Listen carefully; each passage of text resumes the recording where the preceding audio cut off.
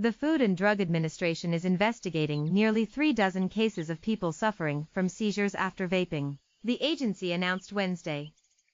Between 2010 and 2019, the FDA said it received 35 reports of people, especially kids and young adults, experiencing seizures after using e-cigarettes. However, the FDA said it's unclear whether e-cigarettes caused the seizures. While 35 cases may not seem like much compared to the total number of people using e-cigarettes, we are nonetheless concerned by these reported cases, outgoing FDA Commissioner Scott Gottlieb and Principal Deputy Commissioner Amy Abernethy said in a statement. For more on investing in healthcare innovation, click here to join CNBC at our Healthy Returns Summit in New York City on May 21st. E-cigarette liquids contain high concentrations of the nicotine. If swallowed, they can be poisonous, often causing nausea, sweating, dizziness and tremors, according to the National Capital Poison Center. In severe cases, nicotine poisoning can cause seizures or even death.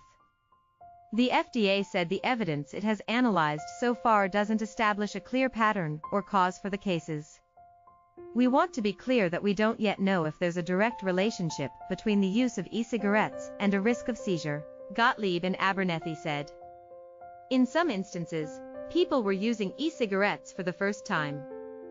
In others, they were regular users. Some seizures occurred after a few puffs and others occurred up to one day after people vaped, the FDA said. A few people had a prior history of seizures. In some cases, people had also used other substances like marijuana or amphetamines.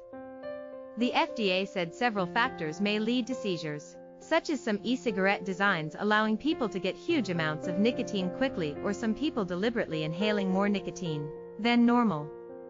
Also, the seizures may have been triggered by something else, like an underlying medical condition or another substance, the FDA said.